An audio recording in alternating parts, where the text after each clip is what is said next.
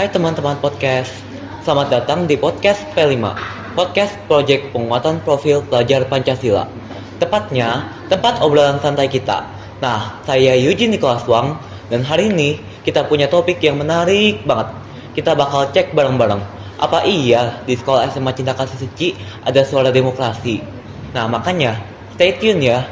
Oke, tapi sebelum itu saya ingin perkenalkan narasumber kita nih. Di sini namanya siapa? Halo semuanya, perkenalkan nama saya Dwi Larasati. Saya dari unit SMK Cinta Kasih Suci. Oke, jadi Dwi, aku dengar-dengar ya, kamu ini ketua OSIS di SMK. Itu benar gak? Benar, periode saat ini 2023-2024. Wah, hebat banget nih. Nah, jadi aku mau nanya nih, pandangan kamu sebagai ketua OSIS SMK ya. Menurut kamu ini suara demokrasi itu apa sih, Dwi? Suara demokrasi itu menurut saya adalah suara dari rakyat tentang pemerintahan di negara tersebut gitu. Oke, jadi terbatas di negara atau... Bisa mencakup umum sebenarnya. Oh, oke. Nah, aku mau nanya ke kamu nih. Menurut kamu ya, apakah ada suara demokrasi di sekolah ini? Ada dong di sekolah kita ini ada mungkin contohnya itu seperti kalau kita lihat ya di kelas itu kita bisa ngelihat ada pemilihan ketua kelas itu kan bisa dibilang itu juga melalui voting di kelas tersebut gitu. Iya. Selain itu contohnya seperti saya menjadi ketua OSIS itu bukan ditunjuk melainkan dari suara-suara teman-teman seperti itu. Dan sebelum akhirnya menjadi ketua OSIS ada prosesnya, ada namanya kampanyenya, terus debatnya. Dari situ kita akan menemukan suara-suara demokrasi itu. Wah, berarti prosesnya panjang ya? Betul. Jadi supaya yang milih itu bisa tahu kan, yang cocok dipilih itu siapa? Betul banget. Oke. Nah, aku mau nanya ke kamu nih. Menurut kamu ya, kenapa sih bisa ada suara demokrasi di sekolah kita? Karena itu bisa dibilang itu bagian penting ya, bagian terutama di negara kita ini, negara Indonesia yang sangat menjunjung demokrasi. Nah, maka dari itu sejak di umur kita saat ini nih, yang bisa dibilang umur remaja yang sudah bisa berpikir, harus mulai dilatih untuk memiliki rasa demokrasi itu. Oke, jadi Dwi ya, kalau menurut kamu itu proses terciptanya suara demokrasi itu gimana tuh? Proses tercipta suara demokrasi itu pasti awalnya dari kalau di sekolah ya, saya melihatnya itu dari guru-guru yang mengajak para siswanya atau yang menjadi teladan atau menjadi contoh lah bagi murid-muridnya bahwa demokrasi itu sangat penting kan. Jadi dari situ akhirnya muncullah proses-proses suara demokrasi itu. Oke, jadi dengan gurunya itu mencontohkan ke murid tentang bagusnya suara demokrasi, murid-murid jadi lebih berani tentang ngeluarin suara mereka kan? Betul. Oke, berarti bagus nih sekolah kita ini. Nah, aku mau ikut tanya nih, menurut kamu sendiri ya, kamu sendiri itu merasa gak sih kalau diri kamu itu bertanggung jawab buat ikut mempertahankan suara demokrasi di sekolah kita ini? Oh, itu jelas kita bagian dari sekolah atau bagian dari demokrasi itu penting banget untuk mempertanggungjawabkan atau ikut serta untuk mempertahankan suara demokrasi itu, karena dari diri kita sendiri inilah akhirnya terbentuk kemajuan ya. Kalau misalnya di sekolah, terutama kan kayak di SMK, di SMA, di SMP sudah ada organisasi siswa, ada OSIS. Nah, kita sebagai siswa harus mempertahankan suara demokrasi ini supaya organisasi itu berkembang lebih maju gitu, seperti itu. Oke, kalau kamu sendiri, tindakan kamu yang udah kamu lakuin buat mempertahankan suara demokrasi di sekolah kita ini, itu apa aja kira-kira? Ya, yang pertama ya, saya mengikuti aturan dari sekolah. Kalau misalnya kayak melalui dengan di dalam kelas kayak ketua kelas gitu kan, memungut suara untuk ketua kelas, saya mengikuti. Betul. Terus waktu itu pernah juga memilih untuk memilih kandidat ketua OSIS seperti itu saya ikut serta dari hal-hal kecil seperti itu sih, karena walaupun hanya sedikit mungkin yang saya bicarakan, tapi itu sangat berarti gitu. Itu sangat penting untuk kedepannya. Oke. Tapi ya, suara demokrasi di sekolah kita ini masih bisa diperbaiki gak? Atau enggak dimajukan gitu? Saya rasa sudah cukup bagus ya, mungkin kedepannya bisa lebih ditingkatkan seperti itu. Oke, tapi kira-kira ya, tindakan apa aja sih yang bisa semakin ningkatin suara demokrasi di sekolah kita ini? Dengan beralih, kalau mungkin saya pikir dengan beralih ke arah digitalisasi, kita manfaatkan sosial media seperti itu. Misalnya dengan misalnya ketika mencalonkan diri sebagai ketua OSIS atau sebagai apapun itu, kita bisa berkampanye melalui sosial media, atau kita bisa memposting ke poster untuk memberitahu bahwa suara kita itu penting loh, seperti itu. Oke. Kalau menurut kamu, sosial media itu seefektif apa buat mempromosikan suara demokrasi? Itu sangat efektif soal saya rasa ya, karena kita bisa lihat lah sekarang ya, lagi musim-musimnya pemilihan presiden, orang itu mudah sekali terpengaruh melalui konten-konten yang ada di sosial media. Betul. Nah, jadi saya rasa itu sangat-sangat efektif sih untuk mempengaruhi mungkin teman-teman atau mungkin orang umum, jadi melihat ada loh yang seperti ini, ada loh kandidat yang seperti ini gitu. Mungkin saya rasa itu sangat efektif sih. Oke, waktu kamu lagi pemilihan itu, kira-kira kamu juga pakai sosial media atau enggak?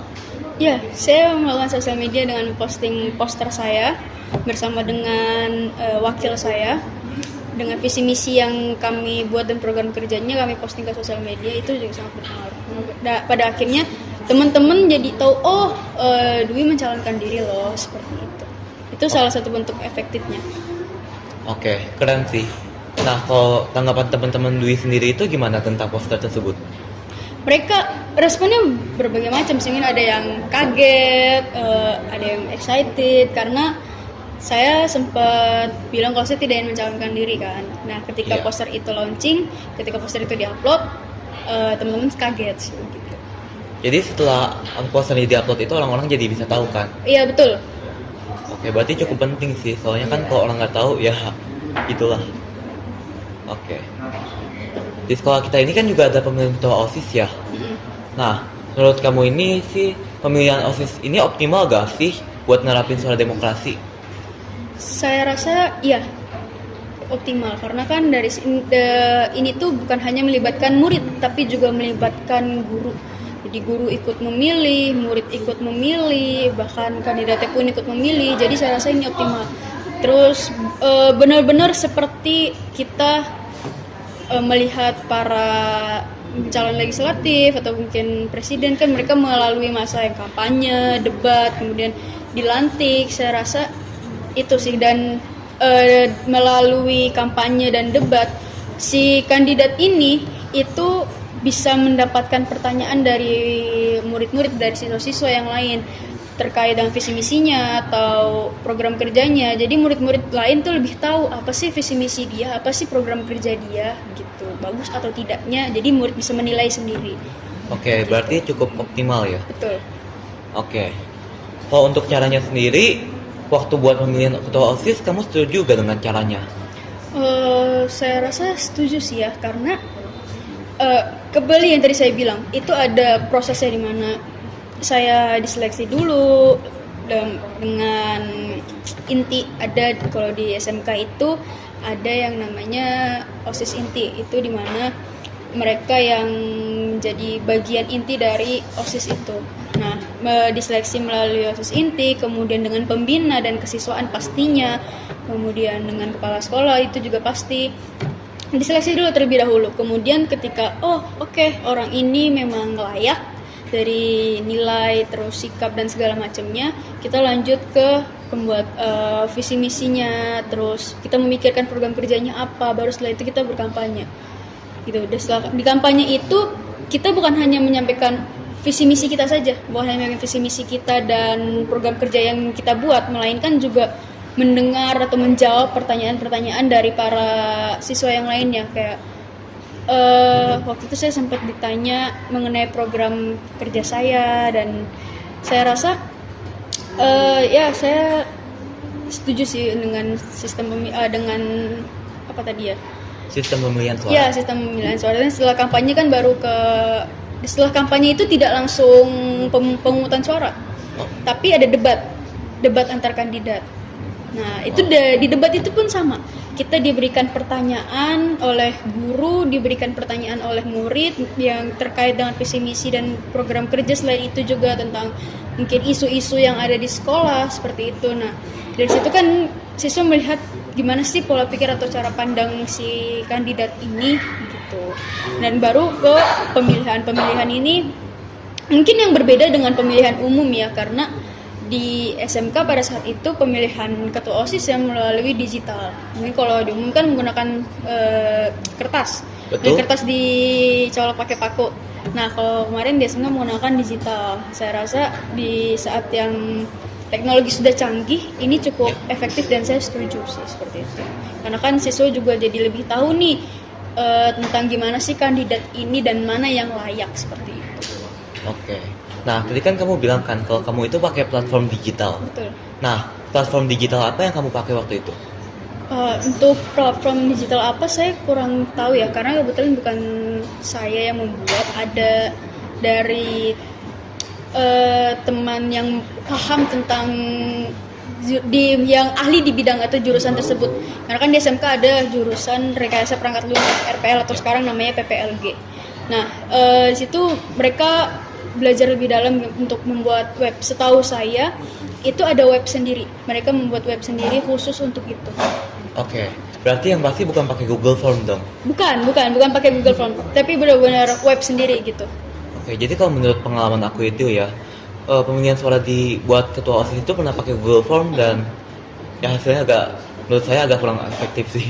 Ya, karena saya pun di SMP pernah menggunakan Google Form itu, karena di Google Form itu ya kita bisa, semua orang mungkin di luar pun bisa mengisi kan. Betul. Ya, kalau kemarin di SMK kita itu webnya itu hanya diakses laptop-laptop tertentu, dan untuk memilih kita diberikan nomor sebuah nomor gitulah, nomor PIN atau apa saya lupa, pokoknya sebuah nomor yang harus kita masukkan ke situ, baru muncul nama kita atau data kita. Seperti itu baru kita bisa memilih. Jadi hanya orang-orang yang punya nomor itu yang bisa memilih. Oke. Nah, kalau menurut kamu ya, apakah saat pemilihan itu masih ada murid yang nggak menyumbangkan suara mereka? Nah, kebetulan pada saat itu ada beberapa. Ada beberapa mungkin mereka tidak masuk atau ada kendala atau lainnya, saya tidak tahu ya. Kira-kira dampak dari mereka nggak ikut pemilihan suara itu, dampaknya segede apa tuh buat pemilihan itu sendiri? Sangat disayangkan sih sebenarnya ya, karena harusnya kita mendapatkan semua suara, pada akhirnya karena mereka tidak memilih, jadinya ada kepotong beberapa suara kan. Cuman tetap berjalan seperti semula, tetap berjalan lancar. Tetapi orang-orang yang tidak memilih itu akan mendapatkan tindak lebih lanjut gitu oleh guru. Oh, oke. Kalau menurut kamu sendiri, pandangan kamu ke orang-orang yang nggak menyumbangkan suara mereka itu kayak gimana tuh? Sangat disayangkan ya sebenarnya ya, karena kembali seperti yang saya bilang bahwa suara kita ini sangat penting untuk menentukan masa depan atau menentukan kedepannya seperti apa untuk lebih baik gitu. Ya sangat disayangkan lah untuk orang-orang yang memilih untuk golput kan ya bahasanya. Betul. Ya sangat disayangkan karena ya itu suara kita sangat berarti. Oke, kira-kira kamu ada saran nggak supaya buat ngatasin orang-orang yang golput? Saran saya pelajari lebih lanjut ya tentang ya visi misi atau program kerja dari para kandidat-kandidatnya, kemudian cari tahu lebih lanjut lagi sih gimana sih si kandidat ini, apakah layak atau tidaknya. Jangan memilih untuk golput. Setidaknya kalau teman-teman merasa semua paslon akan sama saja, semua paslon akan ujung-ujungnya tidak akan mendapati janjinya, ujung-ujungnya akan hanya omongan manis saja.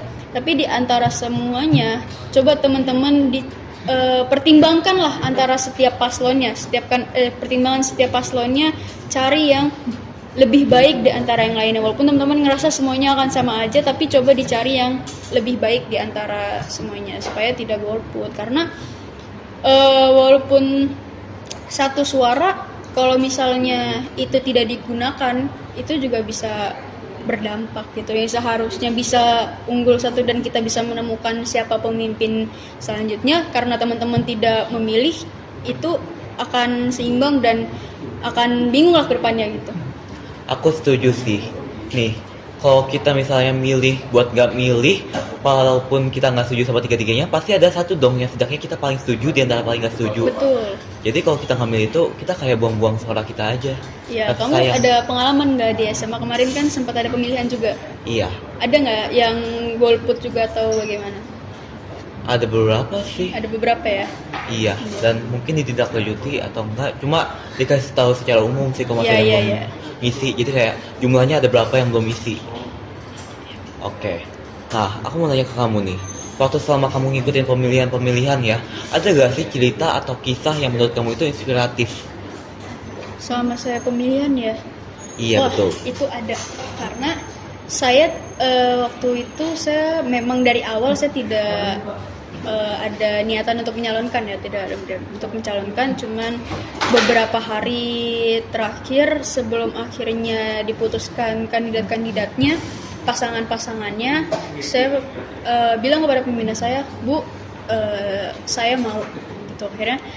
Dan dari situ responnya sangat baik dari pembina, kemudian ketua dan wakil ketua OSIS pada saat itu, juga kakak-kakak inti OSIS dan teman-teman OSIS saya yang lainnya, itu responnya sangat bagus, responnya sangat positif. Kemudian waktu saat saya kampanye, sebelum saya kampanye, ketika sudah ditetapkan itu, saya keep diam-diam. Saya Gimana cuman tuh? saya nggak sebarkan ke teman-teman saya. Jadi saya cuma simpen buat diri saya aja. Oh, gue mencalonkan diri, gue harus cari visi misi, gue harus buat visi misi, program kerja dan sebagainya. Ketika kampanye itu sangat luar biasa. Ketika saya memaparkan visi misi dan program kerja saya, tepuk tangan dari teman-teman, karena pada saat itu kan penyampaian visi misinya itu di aula. Di aula gedung B, jadi banyak yang melihat secara langsung, ada guru-guru juga, dan ketika saya memaparkan visi misi saya saat kampanye, itu banyak tepuk tangan dan suara-suara gemuruh dari teman-teman yang lain, dan itu sangat gimana ya, sangat luar biasa lah buat saya. Itu saat di SMK. Terus pernah juga waktu itu saat di SMP pertama kalinya saya mencalonkan, banyak rintangan sih sebenarnya untuk menjadi ketua OSIS ini. Ketika saya udah menjadi ya, lebih tepatnya ketika saya sudah menjadi, itu banyak banget rintangannya. Karena kan Kira-kira apa aja tuh rintangannya? ya, karena saya kan harus menyatukan pikiran, karena di OSIS itu kan banyak orangnya dengan berbagai macam pola pikir. Jadi saya sebagai ketua harus gimana caranya saya bisa menyatukan pola pikir mereka itu menjadi satu gitu, supaya menjadi satu kesatuan dengan tujuan yang sama, seperti itu. Itu salah satu tantangannya. Tapi ya selepas dari itu saya bisa menjalani tantangan-tantangan itu bersama dengan wakil saya, karena saya punya prinsip, apapun masalahnya, apapun baik dan buruknya, ketika kamu sudah memutuskan untuk mengiyakan pilihan tersebut, jalanin sampai akhir gitu, dan jalanin bersama-sama, jangan disimpan sendiri, seperti itu. Oke, jadi karena kamu punya keberanian buat nyalon ini, kamu bisa jadi sampai orang yang saat ini sekarang ini ya? Nah, bisa dibilang seperti itu. Oke, keren sih, inspiratif banget. Nah, kalau kamu sendiri, kamu punya harapan nggak sih buat lebih berkembangnya soal demokrasi di SMA Cita Kasih Suci ini? Ya, jelas pasti punya harapan ya, saya sebagai siswa dan sebagai saya berharap juga sama diri saya untuk tidak takut menyuarakan pendapat, takut untuk menyuarakan pendapat, karena pendapat kita tuh penting loh gitu, karena dari pendapat kita bisa saja merubah pikiran orang lain, seperti itu. Jadi ya jangan takut untuk berpendapat, ketika kita harus diminta untuk berpendapatlah gitu, karena tidak ada yang salah dari hal itu. Kemudian buat teman-teman yang memilih untuk golput dalam hal apapun, mungkin dalam hal kecil seperti yang tadi saya bilang di pemilihan ketua kelas, pasti ada lah ya kan yang memilih untuk tidak memilih si ketua kelas tersebut kan. Betul. Nah, dari hal-hal kecil seperti itu coba dibiasakan untuk memilih Oke, jadi teman-teman seperti yang tadi dibilang, beranilah buat memilih dan jangan simpan sendiri suara kalian. Oke, aku rasa kita udah ngobrol cukup lama. Jadi gitu deh teman-teman, episode kedua kita tentang suara demokrasi di SMA Cinta Kasih. Nah, gimana nih? Apa iya ada suara demokrasi di SMA Cinta Kasih? Yuk, kita tunggu jawabannya. Terima kasih ya udah dengerin podcast P5 sampai akhir. Dan sampai jumpa di episode berikutnya. Tetap jadi pendengar yang asik dan setia ya. Dadah!